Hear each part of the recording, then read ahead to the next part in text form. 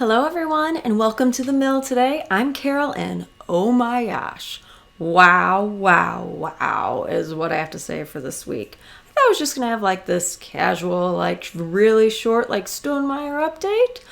Oh no, we got the newsletter.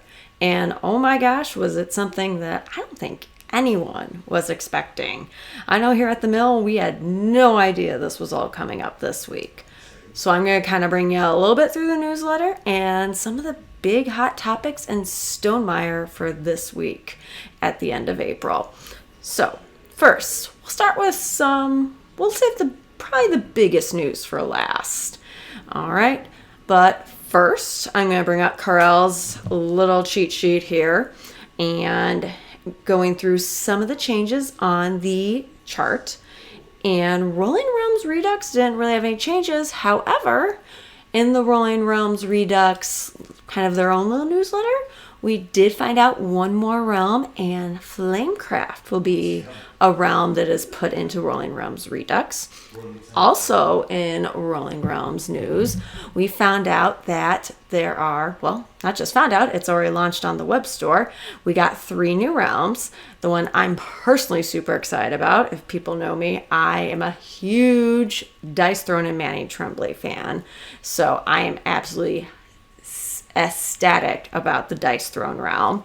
We also found out we're getting Terraforming Mars and Eminent Domain. So all 3 of those are currently on the web store, and the web store also has Geekway pickup. So if you're going to Geekway in St. Louis in a few weeks, or if you're local to St. Louis and can drop by Geekway, you can actually just do pickup and not pay for shipping. So those are the 3 new realms that we're getting right now, plus the Flamecraft preview for Rolling Realms Redux that's coming later in the year. All right, also in connection with the Terraforming Mars realm, I want to quote this from the Rolling Realms news and the newsletter. As a special accompaniment for this realm, to align with our mission of inclusivity, we will make a $500 donation to the National Center for Transgender Equality. So Stonemaier continues to try to be inclusive for everyone in the gaming community.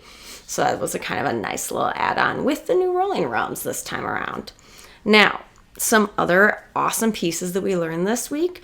Along with those 3 realms, we're also finally getting that Libertalia promo pack that's been, I would say, in a sense, teased for a while. We knew it was coming, and we found out that what it is, it's actually some new loot tiles.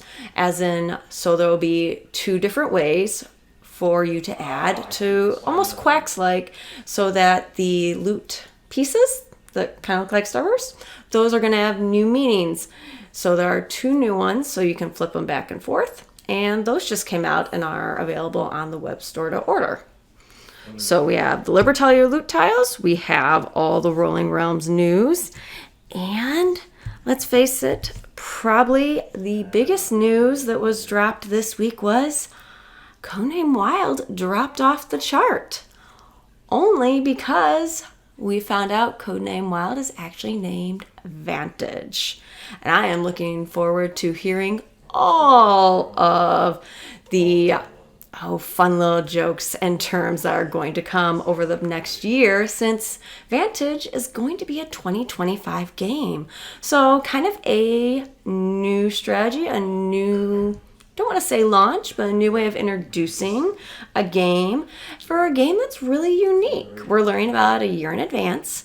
Jamie said he has been working on this game for 7 years. I feel like it's not every live cast, but it has to be pretty close, where somebody would always ask, how's that open world game going? And I think he just finally decided, hey, it's at a point where he can finally share a little bit more, so he wanted to. He also kind of brought up that he feels like since this has been a 7-year journey, his normal week or 2 of design diaries just wouldn't really be able to encompass the entire journey. So it sounds like probably about once a month, we're going to get an update on design diaries for Vantage over the next year. So just like you can for Rolling Realms and Rolling Realms Redux, the Wingspan universe, I believe Expeditions, a bunch of the games now kind of have their own little newsletters you can sign up for. So Vantage also has one. So if you want to hear the design diaries as the year goes on, you can sign up for that through Stonemaier on their website, which is pretty neat because I'm really curious. 7-year journey seems like forever, especially when Jamie said that there are, I'm going to get the numbers right, in a sense, 1,700 cards, but really 1,300 because he said there are 800 locations in this open world, except the cards are going to be double-sided, so it'll be 400 cards there. So 800 locations plus about 900 other kind of discoverable cards that we have no idea at this point what they are or what they're used for. But, I mean, this just sounds massive. And all we have is the one image that Jamie's posted on Board Game Geek, which we know is not the cover, but he wanted to put some sort of image there to kind of represent Vantage. So I don't know about you, I have been itching for this open world game for so long. Narrative games are my hook. Near and Far got me addicted to this hobby with the narrative aspect. Sleeping Gods is one of my absolute favorite. And that he said that was one of the inspirations. So some of the games he said influenced this. The big one, he's always said Breath of the Wild from Zelda, the video game, has always been kind of an inspiration to try to bring to the tabletop in that same feeling. So he gave some credit to that for inspiration. He also mentioned Elden Rings, Sleeping Gods, Time Story, Seventh Continent. So all these great exploration games. So I'm really curious to see how Jamie Stegmaier's mind combines with all these, his own expansive world. So it sounds like hopefully about once a month we'll be able to give you some updates on the mill until Vantage comes out next year. Also kind of the unique part to this was that there is a limited amount of copies if you want to get the Vantage coins a year in advance, which might not be your thing. But they kind of like a almost sci-fi computery look to them. They're pretty unique. So I feel like you can use them in a lot of different games. I know I use our Scythe coins for everything, but maybe if it's a little bit more futuristic, we could use Vantage coins now. So if you're interested in just a little bit of different coins, you can go on the Stonemaier web store and get some of those. And I'm not gonna lie, metal coins are usually one of my first upgrades in a game, so I'm pretty excited.